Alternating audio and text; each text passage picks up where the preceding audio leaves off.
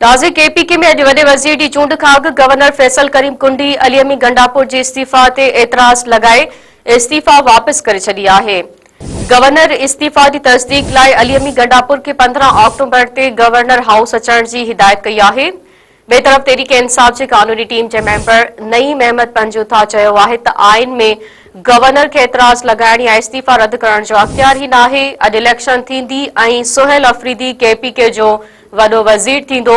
वाज़े रहे त पीटीआई तरफ़ां वॾी वज़ारत लाइ सुहेल अफरीदी जा नामज़दगी कागज़ जमा कराया विया आहिनि, जॾहिं त नवाज़ लीग जो सरदार शाहजहान यूसुफ, पीपी जो अरबाब ज़र्क ऐं जेयूआई जो मौलाना लुत्फुर रहमान बि वॾी वज़ारत जी चूंड लाइ मैदान में लथल आहिनि। हिकु भेरो ॿीहर वांगे ब्रेकिंग न्यूज़ ट्यूब केपीके में अॼु वॾे वज़ीर जी चूंड खां अॻु गवर्नर फैसल करीम कुंडी अलीअमी गंडापुर जी इस्तीफ़ा ते एतराज़ लगाए इस्तीफ़ा वापसि करे छॾी आहे।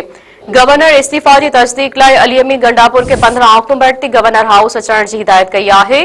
ॿिए तरफ़ तहरीके इंसाफ़ जी कानूनी टीम जे मेंबर नईम अहमद पंजूथा चयो आहे त आइन में गवर्नर खे एतराज़ लगाइण या इस्तीफ़ा रद्द करण जो अख्तियार ई नाहे। अॼु इलेक्शन थींदी ऐं सुहेल अफरीदी केपीके जो वॾो वज़ीर थींदो। वाज़े रहे त पीटीआई तरफ़ां वॾी वज़ारत लाइ सुहेल अफरीदी जा नामज़दगी कागज़ जमा कराया विया आहिनि, जॾहिं त नवाज़ लीग जो सरदार शाहजहान यूसुफ, पीपी जो अरबाब ज़र्क ऐं जेयूआई जो मौलाना लुत्फुर रहमान बि वॾी वज़ारत जी चूंड लाइ मैदान में लथल आहिनि।